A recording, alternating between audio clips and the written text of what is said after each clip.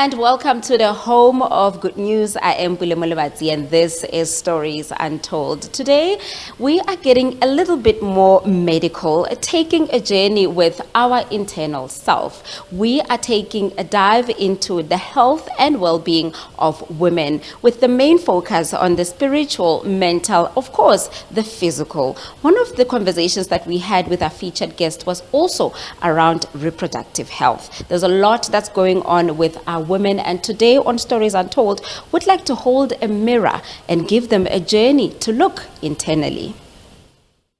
Women are given many titles such as Mbokodo, Queens, and Lionesses. These are high titles that often don't leave room for soft or admission of vulnerability. This Women's Month, we wanted to highlight all the facets women face, especially when it comes to the health of the mind, body, and spirit. We spoke to women in the health spectrum about issues of health that affect women. I think mostly with women, there is a lot of mental health care issues, right? So your depression, your anxiety, but there's also lifestyle kind of induced conditions like your obesity or even anorexia, right? Because women really struggle when it comes to weight. It's either too much or it's too little. You know, we always yo-yoing, or we lose too much and then, oh my gosh, now I don't look okay, now I need to do this. So which again comes back to, you know, mental health issues as well. So those are the top issues if I'm comparing it to males. But then there's also diseases or conditions that are specific to females, you know, like your PCOS, your endometriosis, and everything that's linked basically to the female menstrual cycle. If I can just explain it loosely, when it comes to PCOS, it's polycystic ovarian syndrome, right? And that's basically caused by a hormonal imbalance of your reproductive hormones. And that can affect a wide range of systems actually. You know, females will grow hair in areas that they don't want to grow hair. They can have fertility issues. And then some of them can also just have really bad cycles, you know, like irregular bleeding or periods. And then some also tend to have a higher risk of getting, you know, diabetes as well, or having the central obesity kind of picture. So they struggle with weight loss as well. So it's not that well understood yet why it happens to certain women, but it's basically just a hormone imbalance.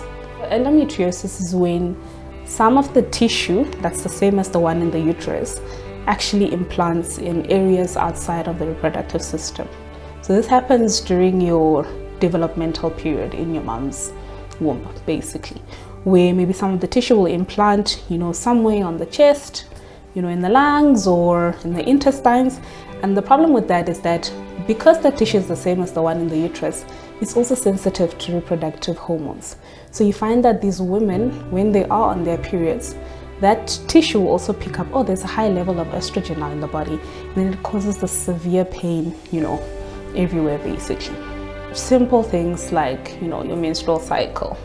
A menstrual cycle, you know, a regular one is typically between 21 to 35 days, right? So if your cycle is much longer than that, let's say you get a period every 40 days or whatever, that's already irregular. The type of cycle that you get, how heavy are you bleeding? It's not normal to go through 5-10 packets of, you know, pads in one cycle, or to bleed through your clothes. That's not normal, that's not okay. To have severe pain that also affects your daily functioning, that's also not okay, you know. Or you are experiencing a period more frequently, you know, like, okay, you're on your periods on this first week and then on the third week of the month as well, and then again. Of course, that excludes women that are on hormonal contraceptives that already is affected, right? But yeah, it's just basic things like that, tracking your period, which is something that you don't normally get taught to do, but we actually should be tracking our periods to check, how is my cycle? And also ask ask around, ask at home, ask your peers, what's normal, because it might seem normal to you because that's how it's always been. But maybe there's a structural problem inside that's actually ongoing. Women tend to get these diseases later on in life, your diabetes and your hypertension, right? And it's because estrogen actually works as like a protective factor in females, right? But then when you go through menopause, then it starts decreasing, right? So things like hypertension, the estrogen helps to regulate, almost like helps to relax the blood vessels, right? When your blood vessels are relaxed, then everything just flows easily. But you can imagine when your blood vessels starts to, we say they constrict, right? So they become a bit tighter. It takes a bit more energy to push through, right? Which means that can cause an increase in your blood pressure, your systemic blood pressure. So the effects of estrogens actually helps to relax those blood vessels. However, when you get older, estrogen decreases in the body, and then you're at a higher risk of developing that. And the sad thing about females is that with this hypertension also comes, cardiovascular diseases. So when a woman is busy having a heart attack, it's not the same as how a man would feel the symptoms. She might just feel, oh, I'm so tired, or she just gets short of breath. So she's not so sensitive like how men would be like, I have this crushing pain and all that. And that's because of that whole estrogen kind of thing coming to play. There are young women and adults that have conflict within themselves when it comes to them falling pregnant, and some opt for abortion. I am 21 years old. I'm studying law at the Northwest University, and I'm a first year. Before the pregnancy and termination, I was a person who always liked trying things. I was risking. I always like risking. And I know the consequences, but still, Manje now I saw flames.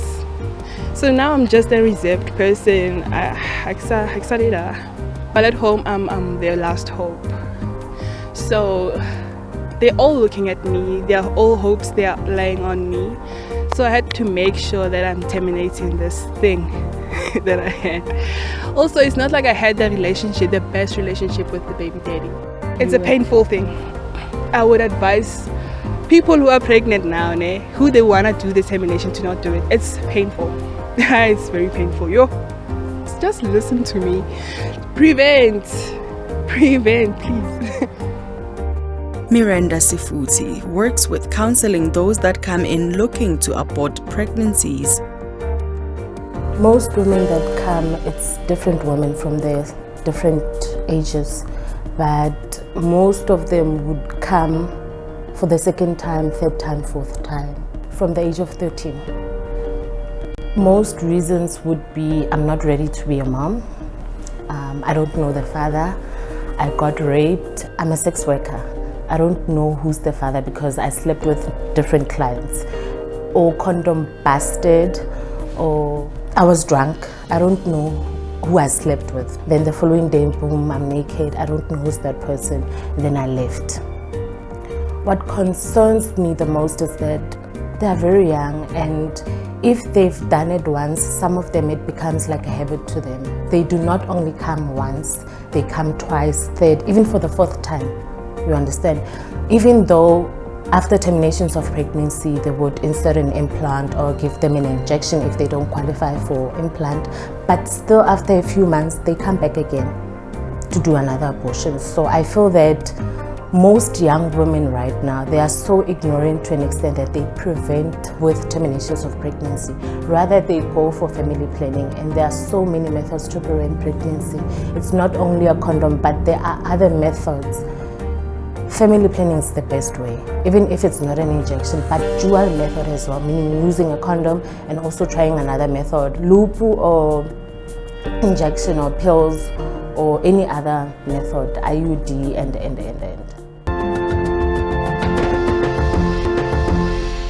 Welcome back to Stories Untold. Now, I have come across this particular hashtag on social media, #BeKind. Now, what this means is that we all are going through something. So you never know the battle that the next person is facing. In this particular segment of the show, we're still focusing on women's health, but we're focusing specifically on the mental side of things, mental wellness. And we are going to be looking at topics such as anxiety, depression, and a whole host of issues that women face, specifically with mental health issues. Mental health has become a focal point in the past 4 years, especially after COVID-19. Suicide numbers keep rising, as well as anxiety and depression. Dr. Ndivho Makhani works with the community and highlights why it's important to maintain a healthy state of mind. What we do as psychologists is we normally work on health talks, community outreaches, counseling, the main core of it all, and we focus mainly on an individual's mental health. So because we know that these people in different communities who are not able to come and get those services, we rather go out to them and present and normally, let me say, advertise the services that we offer. And within the government, it is free of charge to get those services. When it comes to us women, in most cases, it would be relational stresses and rape. So in relational stresses, women end up being stuck in a relationship that's either abusive or that does not consist of any love. And they end up feeling that it's either they are putting too much effort into the relationship and what they're getting back is just a slap in the face, or some of them are either raped but they are afraid of voicing it out, because some are raped by their own partners. And then when it comes to GBV, women do not understand or do not know whether they should open the case of being abused or whether they should just stay because love. Yes, I will also assist you, supportive counseling, but I will still also send you to the center, because it's a center that works with it can either be GBV, it can be assault, it can be rape. They are going to be the ones that assist you, because all those are cases that need the police to be involved. But we do offer supportive counseling and trauma counseling before referral. And when it comes to this whole relational stresses of women tend to, they tend to somehow feel like they need to be submissive in a way. But them being submissive, it's a form of them being emotionally abused and they are not aware of it, because they end up staying in relationships where they are not happy and their main focus is on pleasing their partner, whereas they are not getting the same treatment they are handing out. So they come here with all sorts of stresses and some end up being diagnosed with high blood, some end up having severe headaches that are non-stop, some end up having suicidal thoughts, and so forth. So in most cases, we normally help them, and the one thing that they should know is that we do not tell you what to do, because a counseling session is more or less like a conversation between me and the next person. So we would be talking and sharing experiences or references of previous cases or based on research, but the client now comes up with their own solution as to how they are going to deal with whatever it is that they are facing. Because if I was to give solutions and the solution does not work, I'm the one to be blamed in the end.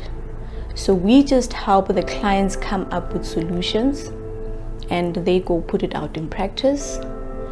And if it worked for them, they still come back and give us feedback on how they are doing and how they are coping. Dr. Makhani says often people are not aware that they are depressed. So the one thing that could actually help an individual notice that there's actually something wrong with their mental state, it will become their thoughts.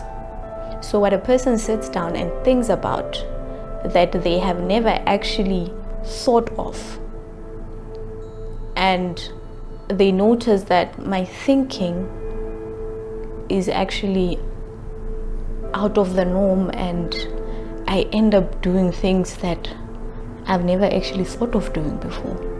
You'll find that there's an introvert.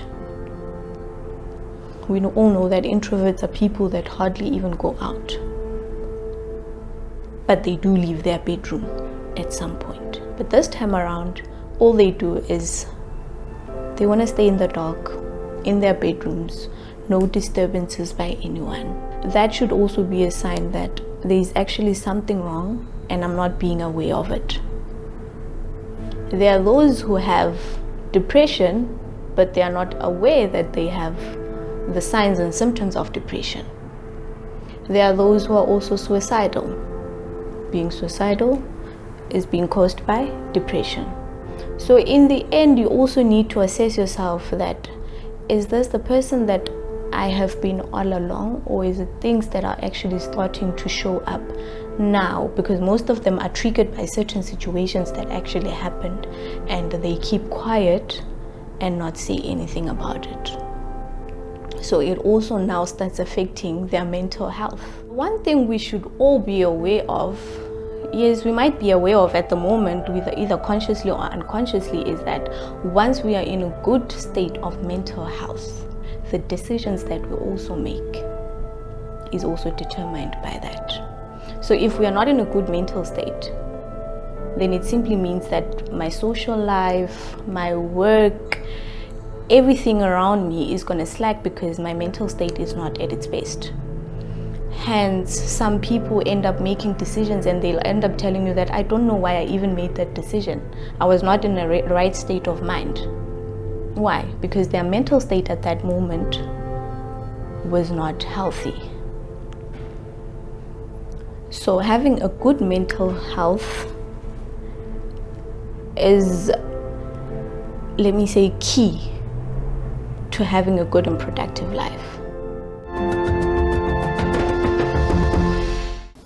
Welcome back. This is the last leg of the show. So we're still here for the next couple of minutes and would like to shift your attention to this particular thought. Have you thought of food as medicine? In this particular segment, we are looking at how you can use food and, of course, clean eating as a way to heal your body. I particularly am starting to pick up on signs of aging, so I have to look back at how I have been engaging with my everyday meals and how to change that. Essentially, that's how you can be guaranteed good health. So my story started out, I actually studied environmental science and I have a master's degree, and I worked as a groundwater specialist for many years. But I sort of lived parallel worlds where I was diagnosed with polycystic ovarian syndrome, PCOS, when I was 20. And all the conventional treatments was just to put me on the pill and it's going to fix my hormones. But I soon realized I had so many negative side effects. I gained 20 kilograms, my mood was really severe, and there was a turning point. So as a scientist, I needed to know and find out the answers. So I decided, well, I'm going to do the research and I'm going to test everything on myself. So I went off all the medications and I found nutrition. Asking the question about spiritual health, we always say mind, body, spirit. And I'm going to answer it in a very personal story of mine. So when I was diagnosed with PCOS, polycystic ovarian syndrome, I found myself spiraling down into a very negative pit, because receiving any type of diagnosis can feel very heavy. And I think we normally tend to blame ourselves. What did I do wrong?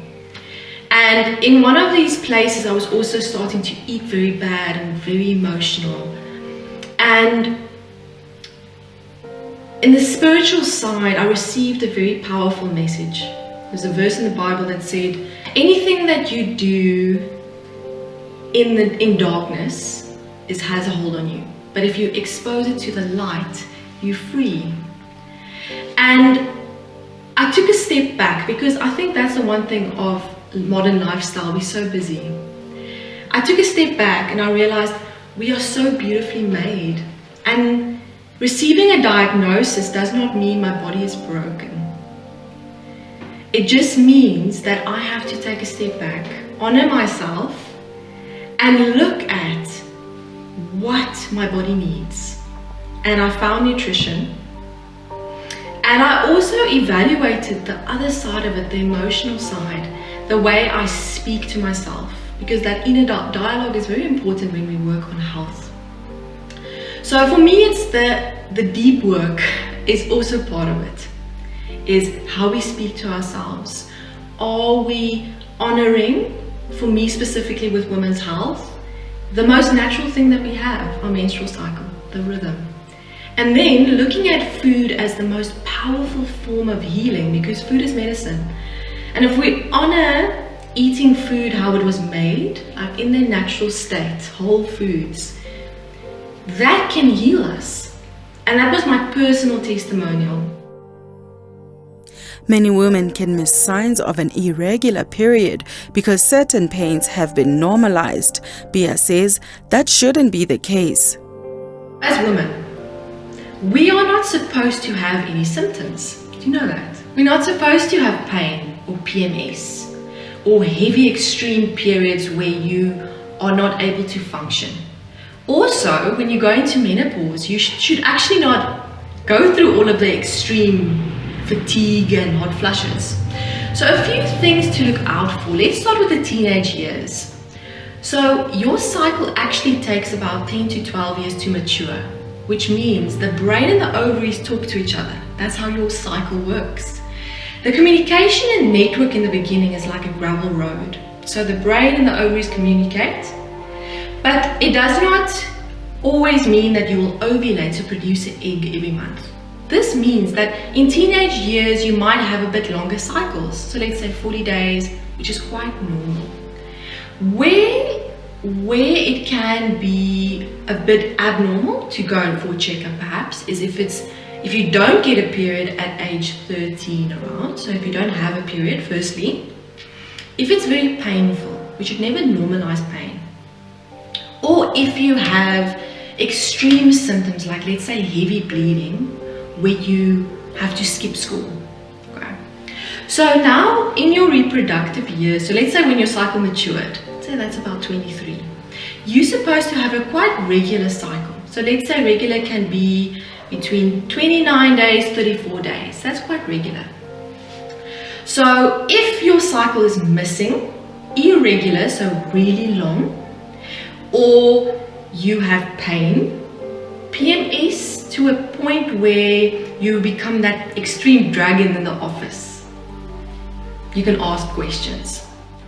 Other signs of hormonal imbalances, and this was my personal story, is I started to get male pattern facial hair. And this is normally to do with the male hormones that's too much. So that can also affect fertility. Okay, that's another one. Acne is another symptom.